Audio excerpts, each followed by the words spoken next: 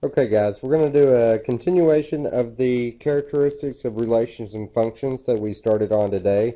We're going to take a situation dealing with snow cones. This one, Jody and Riley are opening a snow cone stand to make some extra money over the summer to determine the cost they would charge for large snow cones.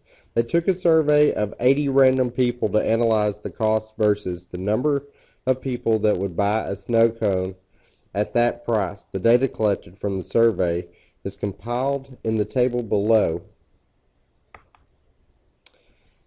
This is the table that they started. What the first thing we want to be able to do whenever we collect data, we want to try to find all the patterns. So from the patterns in the table, do you think there is a relationship between the cost of the snow cones and the number of people that would purchase the snow cone at that price? Explain your reasoning. Use the pattern in the table. If you thought that there was a pattern, there definitely is. For every increase in 25 cents in price, the number of people who would purchase a snow cone decreased by five people. We can also look at a scatter plot of the data that was collected. Some of the things that we want to be able to identify are what are the independent and dependent variables. So take a second and try to think about what that is. The independent variable is the cost of the snow cone. The dependent variable is the number of people that would purchase at that price. Now, what is the appropriate domain and range for the problem situation? Domain is the x such that x is greater than 0, greater than or equal to 0, and less than or equal to 4, where x is a multiple of 0.05. This is a situation, they wrote it like this because it would be easier to identify x to be between 0 and 4, but put the restriction on there as x is a multiple of 0.05 so that it still represents every finite point that is within the graph. The range is y such that y is an element of z. That z right here, this is a symbol for integers. Integers being whole numbers, 0 or greater than. And they also state that 0 is less than or equal to y is less than or equal to 80. But it would be those individual values from 0, 1, 2, 3, 4, 5, 6, 7, 8, 9, 10, and so forth, all the way up to 80. Another thing you need to be able to answer is the relation increasing or decreasing? We always read the graph from left to right. So as we go from left to right, the graph goes, yes, downward. It is decreasing. Is the relation continuous or discrete? Well, this one, it appears like it could be a straight line. It looks pretty consistent, and we might think to ourselves, well, I think I can draw a line through that and it would be okay. But we have to consider the cost of a snow cone. We don't have any costs that lie between these points. So we do have to still acknowledge that it is discrete because there are breaks. Is the relation a function? If so, what parent function best represents the data? Well, honestly, it looks like it's going to be a straight line, just like we were saying earlier. The only parent function that makes a straight line is the linear parent function. So yes, it is a function. It is represented by a linear function. How can you determine the price at which no one would be willing to buy a snow cone according to the table, graph, and algebraic generalization?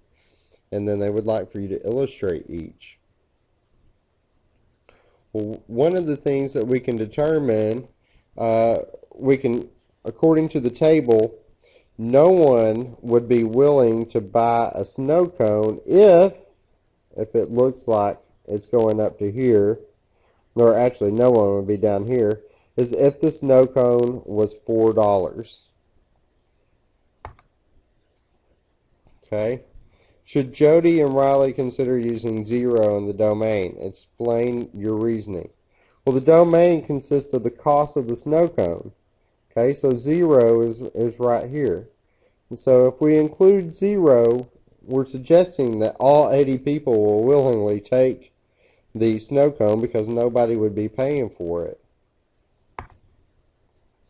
Okay, so no, they should not. That would mean that they would charge nothing for the snow cones and be giving them away.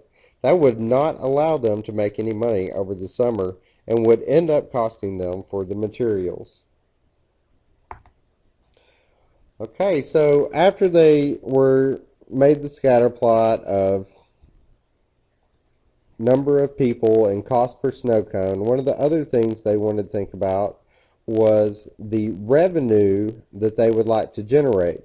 So we're going to take the data, we're going to extend the data table to calculate the revenue they would generate according to the data collected for each price and the number of people that would purchase at that price. Okay? The process of finding the revenue, that is taking the cost of a snow cone times the number of people that would purchase the snow cone. So notice in the data, we've already collected all these things. We have the revenue, but down here, it has been represented using expressions. So X being the cost. This used to be Y, the number of people that would purchase at that price. And now we're going to multiply the two together. So when you distribute the X to both things, you're going to get negative 20x squared plus 80x. Now we have a new X right here. This is our new X. And this is our new Y. Okay? So we also want to be able to analyze this data just like we did before. We want to be able to identify the independent and dependent variables. Take a second. Think about what you think those are. The independent variable is the cost of the snow cone, while the dependent variable is the revenue generated from the sales of snow cones. Okay? What is an appropriate domain or range for the problem situation? The domain is X such that 0 is less than or equal to X is less than or equal to 4, where X is a multiple of 0.5. So it's still the same domain. It's the same values that we were using in the previous function, but the range has changed a bit. It is Y such that 0 is less than or equal to Y is less than or equal to 80. Is the relation increasing or decreasing? Well, this is kind of a tricky one because over here it appears to go up, while over here it appears to go down. Okay? So, the correct answer to that would be increasing over the interval 0 is less than X is less than 2, and decreasing over the interval 2 is less than X is less than 4. So technically it is both. Is the relation continuous or discrete? Well, can we decide to change our domain? Can we do those fillers in between? The correct answer is no. So the relationship is discrete. Is the relation a function? If so, what parent function best represents the data? Well, this particular function, or this particular relationship, is a function. None of the x's repeat. So if you do a vertical line test, we're still good. And the best parent, because it makes that U-shaped graph, even though it's going downward, is this is the shape of a parabola. So we would say that the quadratic function is the parent function. Explain how the graph of the parent function would be adjusted to make a trend line to fit the data. Answers are going to vary here. A sample, the graph is reflected over the x-axis, shift vertically up 80 units, and shifts horizontally to the right 2 units. The reason why they are saying this is because the parent function used to do something like so, but now the minimum has become a maximum. It has reflected, and the vertex has gone over and up. And so that's where your translation or your shift is coming from. According to the scatter plot, what would be the best price for the snow cones? Explain how this is determined. Well, when we're looking at the scatter plot, we got to think, well, which one is going to bring us the most money or the most revenue? Obviously, it's going to be the point up here towards the maximum, the one that makes 80. So the best choice is going to be the highest one. The best price would be $2 per snow cone. Although 40 people would buy snow cones, the total revenue would be $80. This is the maximum point. Okay, one of the things I would like for you to do from home is to consider two situations and collect the data from your home. We're going to do an analysis of data. Our objective is to analyze characteristics and display the data collected for the survey television versus number of rooms. Analyze characteristics and display data collected for the wave. Make predictions and draw conclusions from the data. So what I would like for you to do is come to the room.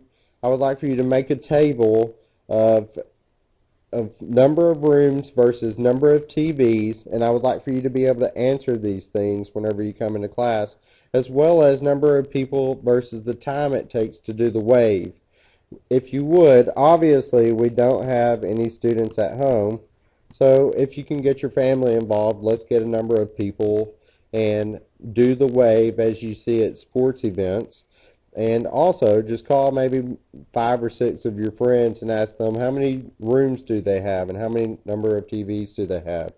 And then draw your conclusions based on the information collected. All right, have a great evening, and I'll see you tomorrow.